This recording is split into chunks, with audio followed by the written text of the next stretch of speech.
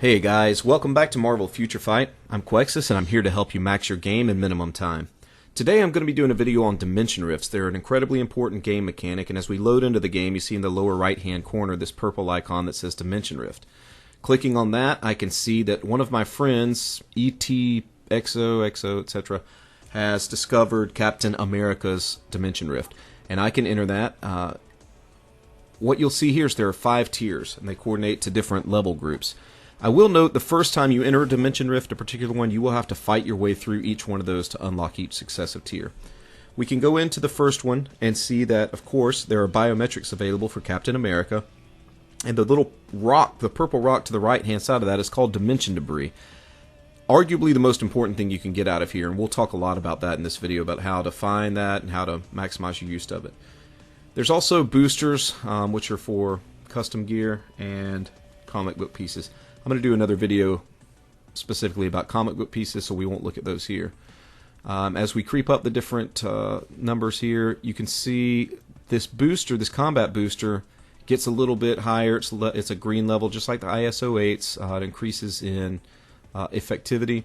And then at the level 5, with the highest level enemies, you can get a blue one. And that's going to return your most powerful piece of custom gear. So in this video, I mainly want to discuss the Dimension Debris, how to use them, how to find Dimension Rifts, and the combat boosts. Now you'll notice that my friend found that particular Dimension Rift. Your friends list is really important in this game for a couple of reasons.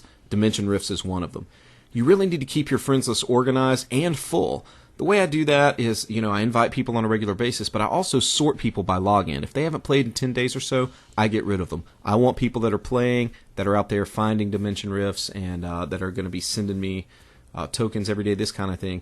Now, if you need to bolster your list, you can go to the Recommended tab, which is on the right-hand side. When you click on that, they'll bring up a list of people that they recommend that you become friends with. You can just add those to your list if you want to. And you'll see people on the left that have requested. I tend to find those people haven't played in a while, so I don't use them as much. So make an effort to keep your friends list full of active players. That'll pay off. Now, the other way to find Dimension Rifts is to play normal and elite missions in the game. Not use clear tickets, mind you, but to play through them. I do this while I'm doing my daily quests, and about every 30 games you'll come across a Dimension Rift, which we have here, while I was farming biometrics for Spider-Man. So I'm going to fast forward through the gameplay, of course, here, but again, it's pretty important, in my estimation, to be efficient. Do missions or hunt biometrics or something. Don't just go out looking for Dimension Debris and waste your energy. Always be doing several things. You also see this ragtag team I put together. I'm leveling these guys up, so I'm doing actually 3 things at a time. Now once you get through the stage and have beaten it, a dialog box will pop up and say you found a Dimension Rift. You can click on the green button there to enter and see which Dimension Rift you found. In this case I have found Ghost Rider, so now you see a couple of things on the list, the one my friend found and the one I found. Those are the 2 ways you can get or open Dimension Rifts. So let's go ahead and enter and see what Ghost Rider has to offer us in terms of his levels. They're the same kind of distribution of levels. The only thing different you're going to find here besides his biometrics is the type of custom gear that's available. His custom gear boosts fire, which frankly is only useful for Ghost Rider himself and probably Red Hulk. I don't really need anything from any of these levels, so I'm going to move on and show you something else we do need to talk about, and that's how Dimension Debris works to boost your gear. So starting out, I'm going to look at the Incredible Hulk, because the first time you're going to need Dimension Debris at all in gear is to level from 9 to 10, and then you'll need Dimension Debris every single level all the way up to 15, which is currently the max level gear in the game. You see all of the Incredible Hulk's gear is on 9, and amongst the other materials he now needs Dimension Debris, which of course you can only find in the Dimension Rift. Actually, that's not true. You can actually purchase that in the store now, and the new arena phase, the team battles, you can get Dimension Debris from there. So there's that. But to get him from 9 to 10, each piece requires 25 Dimension Debris. Now that scales up every level, so from 9 to 10 it's only 25 a piece. So times 4, that's 100 to get one character set of gear from level 9 to 10. At 10, it goes up in cost to 50 per piece. So basically what that means is each successive level is going to cost you 100 extra Dimension Debris to level your character's gear. So all his was at 10. I've got, I think, War Machine. Yeah, War Machine has some at 11. We'll look at his, just so you can see that it does increase at that level. So it's 75. I don't have any people at 12, or theirs would cost 100 per.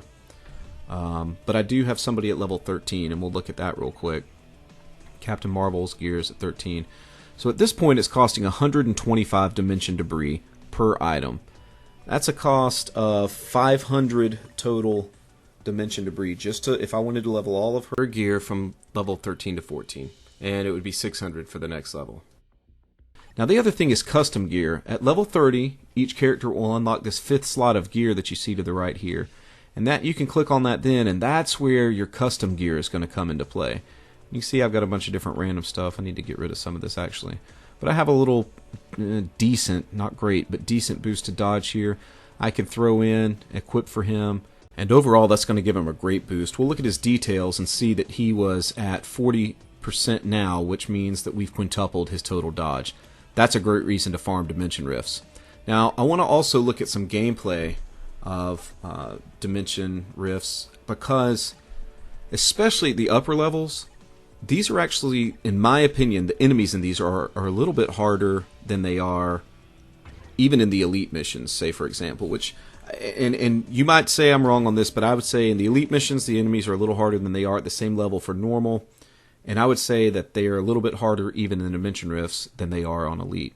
So we're going to look at some gameplay and see basically kind of how they go through. Now I think I'm going to fast forward through the first part a little bit, not fully, but just maybe double the speed here, so you can see that even though I've got a very, very well geared Spider-Man and I've got all of his equipment tweaked out to the way I want it, he's still taking a little while to get all these guys whittled down. Now I do want to show you this because I make a really big mistake here, and there's a particular element of gameplay that, though it doesn't have specifically to do with Dimension Rifts, it's important. See those 3 dots above my head? That means Spider-Man is silenced. I should have switched out of his character.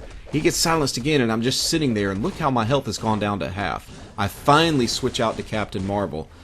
But you know, sometimes when you kill people, these little bonuses drop, and you see a blue one just dropped. Anytime the blue little sphere drops from an enemy or from a breakable, it restores some of your health.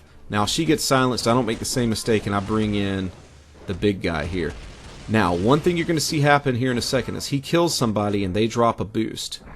I notice it, but it takes me just a second. It's bouncing on the ground, waiting, not applying. I switch at the last second to Spider-Man right there before the sphere hits, because Spider-Man is my guy that needed the boost. Venom didn't need any health. Venom's hard to hurt at all, actually, especially from these guys. And so you can switch if you see that you have a player that's down on health. If you see one of those blue spheres drop, switch over and get him the health boost. That's just a free tip for you in addition here.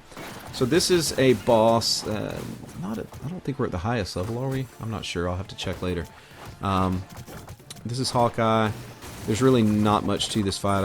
I sped it up again double time because the only thing I really want you to see here is he's got a ton of hit points, and even though I've got very high level geared characters, it's taken him a while to beat him down. So I'll bring in an ally to finish stomping him into the ground here, and let's see what we get. Oh, it's going to get a good close-up shot of Venom. That's lovely to look at, isn't it?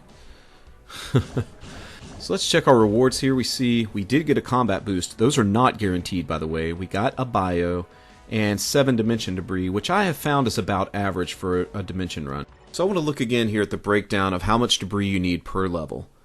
From 9 to 10 you need 100, and it increases by 100 every level thereafter. So overall that's important because it means to max the gear level for one character you need 2100 dimension debris.